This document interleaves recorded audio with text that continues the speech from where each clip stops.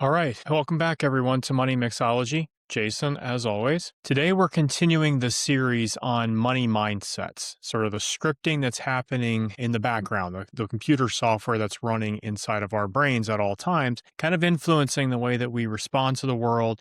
When we look at financial decisions, these scripts that are running behind the scenes are highly impacting the way we respond, the way we react to these situations, and ultimately the decisions we end up making. They are in many cases, what causes some of the friction between different people, significant others, spouses, mother and daughter, whatever it may be, you have different people looking at the same scenario. And from an outsider's perspective, it seems like they should be coming up with the same rough answer or solution to the problem. But because of the computer software that's running and it's different for every person, they're not actually seeing it the same way. They're not seeing it through the same lens. So last week we covered the poverty mindset. Today we're going to talk about old money versus new money. Now, this is a little bit of an interesting twist on the topic. And the reason I think this is important is because every single person out there will fall into one of these two categories. You either come from a family that has had money for a few generations, what we would call old money, or you yourself are on the financial journey to wealth now,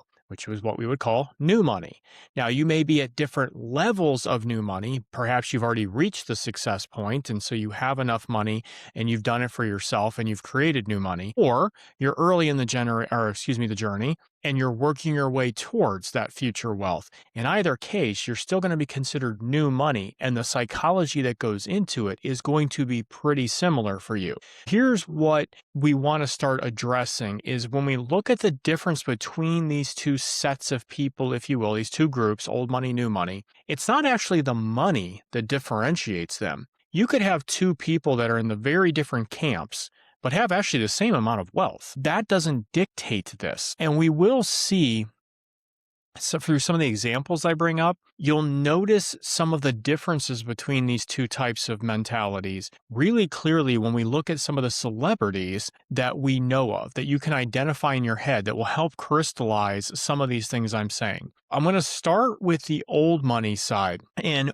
if you think about the basis for where the old money comes from, this is someone who has generational wealth. And so because of that fact, they often don't really think about money very much. There is a built-in assumption that money just sort of is always there. And it does sometimes become a little bit of an issue for them when they are dealing with folks who do not have money or who have had money constraints, money concerns throughout their life. It can just be a little bit challenging for the communication to happen with people who have the old money mindset. It's not malicious. It's not arrogance. They're not trying to look down on anyone. I suppose that could be happening occasionally, but that's not really what the mindset dictates. In its purest sense, it's just simply an absence of awareness. It's this idea that, well, of course money exists. Well, and of course you have money. Doesn't everybody have money? And so that lack of just situational awareness can cause a little bit of friction, a little bit of conflict with friends or family or anyone else who does not have this level of generational wealth. And to be clear, I'm not talking about like high-end wealth. That's obviously one example of that, where you get somebody like the Rockefellers or the Kennedys or somebody who has massive generational wealth. I'm talking about someone who just comes from a few generations of having enough wealth, of having enough money to be secure, to be stable. And I think that's where you get a little bit of the mix up here is when people say the term old money, they think of like massive amounts of wealth.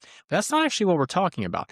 This can just be, we've been secure. Our family has not struggled. We've had enough money to have a nice house, a nice living, to go on vacations, things like that for a number of generations. I was raised within a family ecosystem that recognized that sort of as normal. That alone can remove you from this idea of poverty, of having to struggle for money. Even if you're not super uber wealthy, just having enough for enough generations will remove that piece of the struggle from the equation. The people with the old money mindset also tend to be more conservative in their financial thinking. And to be clear, I don't mean politically. That's not what I'm referring to. I'm referring to their view of money in general. If you have had money for generations, your priority, your mind shifts over to thinking more in terms of keeping it, right? Of preservation of the money as opposed to maximizing it, growing it, earning it, that kind of thing. If it's already there, if it's been there for a number of generations, it's just much more about preserving what we have. And so they tend to be more conservative in their approach to money. They're not as aggressive with their investments. They're not as aggressive with their purchases or their lifestyle. They tend to be more conservative sort of across the spectrum when it comes to finances. But where you have a little bit of a paradox built into this is that many people, if they are a couple generations down of that old money sort of hierarchy, they also might not be entirely financially literate. There's little reason for you to learn the intricacies of all the different pieces of personal finance if you've just sort of always had enough money. If it's always been there, if there's always been enough, and you've never really had to worry about it, and your family didn't have to discuss it much because there was just sort of an assumption that it was there, there unfortunately can be a little bit of a concern about not needing to learn about it. Why would you need to learn to balance your checkbook, for example, if there's just always been enough money to buy things? Again, this is not good per se. This is a weakness of this mindset, but it can happen. Not for everybody. There are certainly people that come from generations of money who understand wealth and have taken it upon themselves to learn these things. But it would be more natural for this not to be as prevalent, to not be as big of a concern for them. There's a whole bunch of these areas. If you have a trust fund, and in this case, we would probably be talking about higher levels of wealth. But if that's the case, if you have a trust fund situation, what would be the point of learning about a Roth IRA? It would just not be something that would normally be within your sphere of influence, your sphere of financial world. Why? What would I be doing it for if I've already got, a large sum of money sitting to the side for me? So those kind of things can unfortunately affect their financial literacy just a little bit. The other part that is very different with old money is that they value different items and they place utility on different items than new money people tend to do.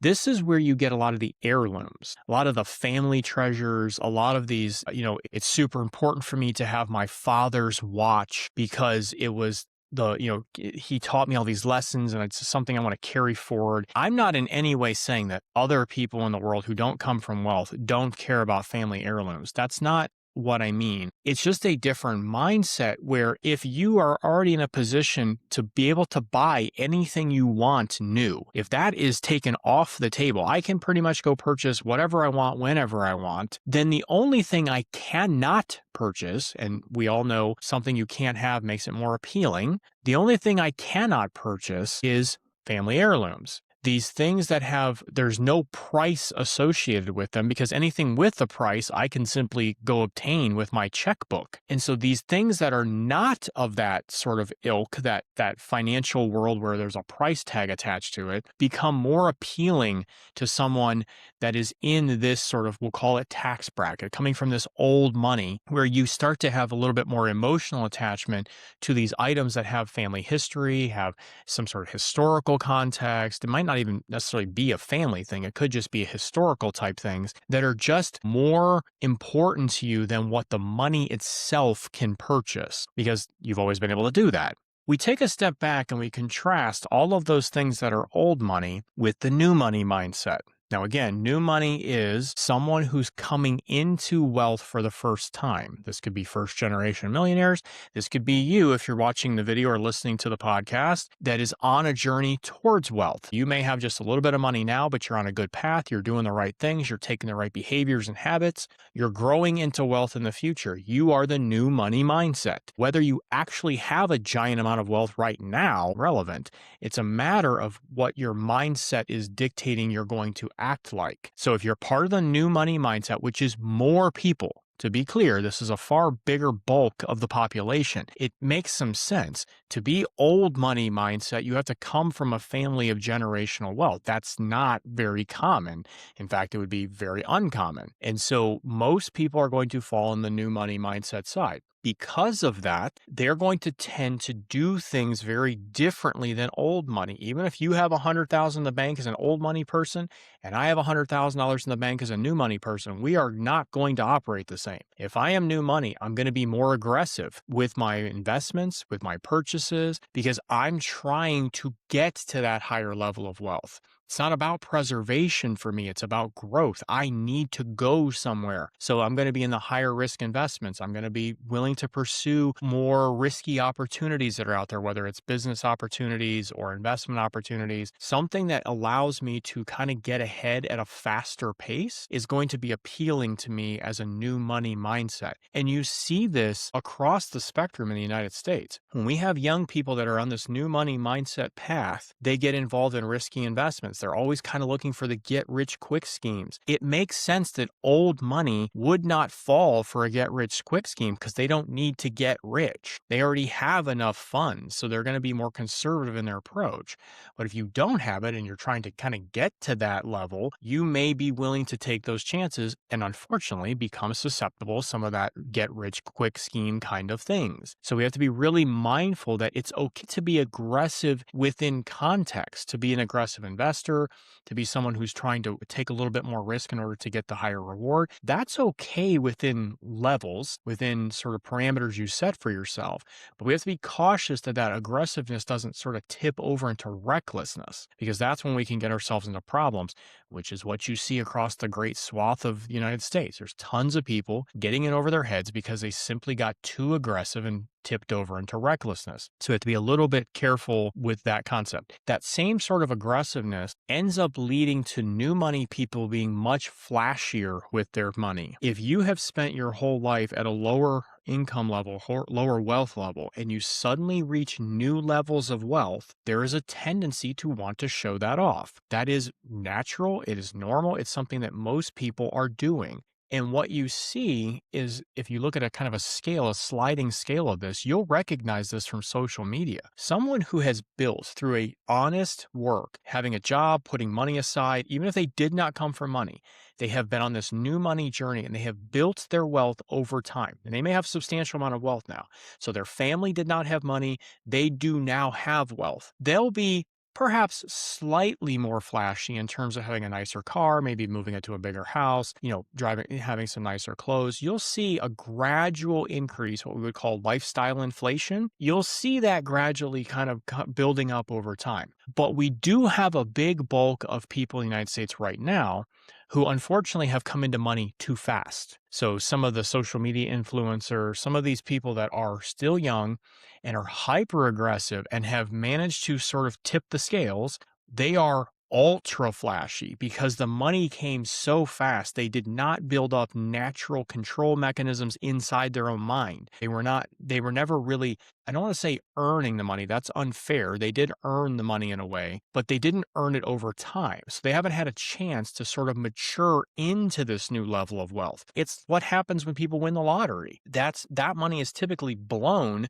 within a number of years. And so because they were never mentally prepared for that money, they didn't earn, well, in the lottery case, they really didn't earn it, but they didn't earn it in the traditional sense. They didn't mature into that money. And so they just end up being way too aggressive and reckless with what they purchase and the vacations they go on and the people that they support around them and giving the money away and doing all these things because they just weren't used to having that money. And because they didn't build into that, they didn't grow into it with the money they were earning, caught off guard and completely unprepared for it. The new money folks do tend to have slightly better financial literacy, or at least a broader spectrum of financial literacy, due to the fact that they are trying to grow their wealth in new ways. So it would make sense for someone who came from very little wealth and is trying to build it. It would make complete sense for them to be intelligent and active with their IRAs, to understand some of the tax code planning, to maximize their 401k at work,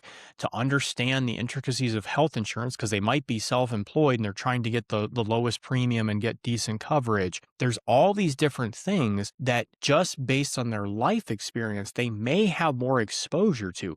Car insurance is going to be a thing that they've dealt with in their life and they've had to understand at some point. There's this whole series of small steps that they've just had to do over the course of time as they built their wealth from very low up to whatever level they've obtained. The one area of financial literacy where old money maintains a significant advantage in terms of knowledge and institutional knowledge, family knowledge over new money is estate planning, and in some ways taxes. The estate planning has never been a concern for the new money. By definition, there was no estate to inherit. And so they were very much focused on that new growth, kind of getting to that level for the first time. They will eventually have to learn that estate planning as they, get down the road. But old money, that's kind of the crux of what they do, is manage to figure out a way to get it from one generation to the next effectively. In the tax consequences of that, some of the inheritance tax, some of the estate planning taxation that can happen, using trust to get around some of that. There's all these different tools that are in place that new money just would candidly have no reason to have ever known. And so as they grow into that, they will learn it. And then therefore, if they maintain that wealth, get it passed down to their children effectively, their children will now switch to old money mindset and will understand that estate planning a little bit better because they would have been part of it. So it is an area where the new money would benefit from going out and exploring and trying to improve your knowledge. So if you are a new money mindset person, this is your one big action step to take away, which is that taxes and estate planning are absolutely critical for maintaining wealth and sustaining it over time, including to generations.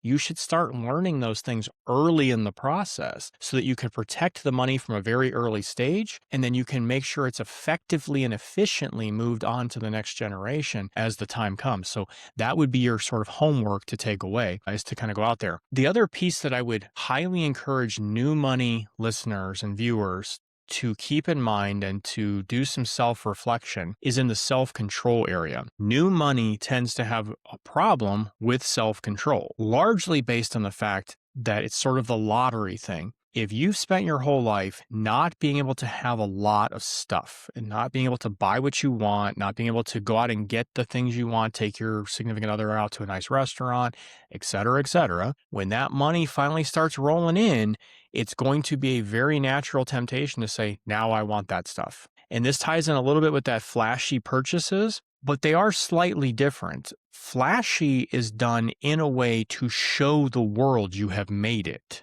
That's not necessarily the same thing as the self-control problem. There's lots of stuff you can spend money on through a lack of self-control that aren't necessarily flashy for other people. They are for you, but they're still not the wisest choice. So while flashiness and self-control can go hand in hand occasionally, they are different struggles, and you have to be careful with each of them. And I think it's just a step you need to be willing to take in order to sort of learn the constraints within this new environment you're operating in. And this goes specifically, many of the viewers of this channel are the ones growing their wealth. You're starting at either a low level or sort of even mid to low level, and you're intending to grow your wealth over time. That's totally awesome. But as you do that, you have to be reflecting on the struggles or at least the potential blind spots that the new money mindset could and will give to you over that course of time. So just be mindful of that, be careful, and start taking these into account as we go. The whole point behind today's topic, today's conversation, was not in any way to say that one mindset is better than the other. It is to highlight to all of you that you can see two different human beings who, for all accounts, appear to have the same information going on. They have the same amount of bank accounts and same amount of wealth. They might work at the same place. Everything on the surface might be the same, but there could be massive differences in the underlying computer software. And this old money, new money is just a contrast to show an example of those kinds of things that are happening. We could cover other areas where a similar contrast is happening that isn't readily apparent just given sort of the surface level information. We're not going to go into too much detail, but you could look at a situation where you have different mindsets for males versus females. That would be a very common one that we could dig into and show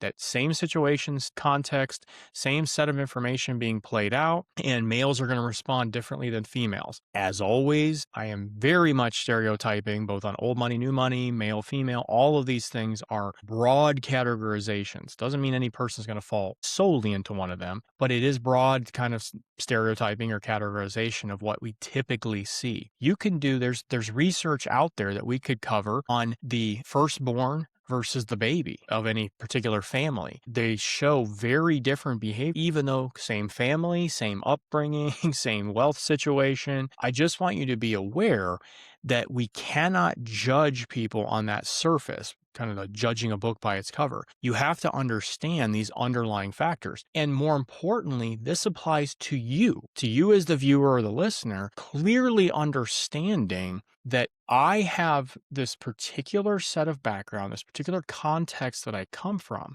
but that does not mean that I'm the exact same as everyone else in that context or in that situation. The old money, new money, I picked specifically to highlight that. You could be raised in a neighborhood where your best friend lives next door to you. So your houses are probably worth about the same. Your cars are pretty similar. You go to the same school system. Your parents may work in the same rough industry, whatever the case is. And yet your neighbor happens to be fourth generation wealthy and your parents are first generation wealthy. You and your best friend are going to view every financial situation very differently.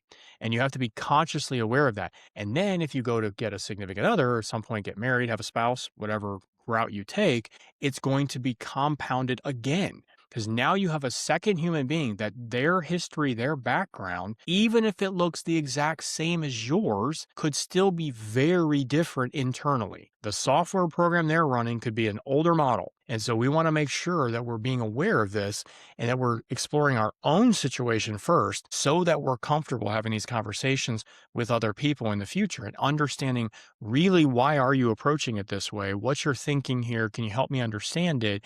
And then can I explain to you my thinking so we can come to an agreement there?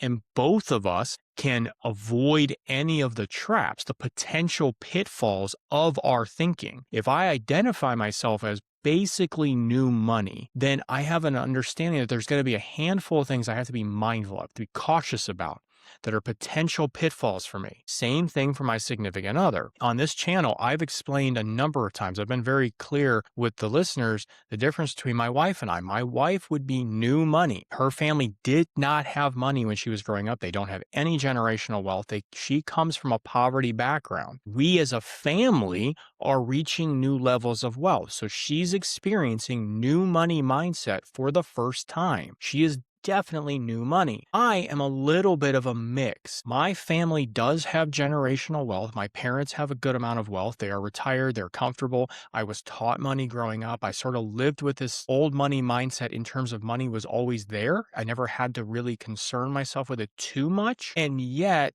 the way my family is structured intentionally, and by my family, I mean my bigger, grander family, we are very intentional about not passing wealth down to the next generation very much. We want the next generation to earn their money. So while I come from old money mindset, I'm also kind of on the journey with my wife to new money in terms of building my own wealth level. So I have to be mindful of both of those, understand how am I reacting to these situations and are there pitfalls? The flashiness is a concern for me because as my wealth grows, I like to buy the newer stuff. I have to be careful there. Self-control will be probably more of an issue for my wife because she couldn't have things growing up and now she wants them. Sort of that Christmas story I've told a number of times on the channel, but I'm not immune to it. And so we have to kind of think through these different ways of thinking. My family's very conservative with their money. And yet if I want to grow my wealth to a new level, I have to force myself to be a little more aggressive. It's just those kinds of little tidbits that as you think through it, understand where did I come from? What did it possibly mean for me in terms of pre-scripting, pre-software programming? And then is anything changed as I kind of go my own path? Are there pitfalls that potentially I might be walking myself into? So just give that some thought over the next few days. And as always, I sincerely appreciate you joining us. Have a wonderful day and we'll see you next time.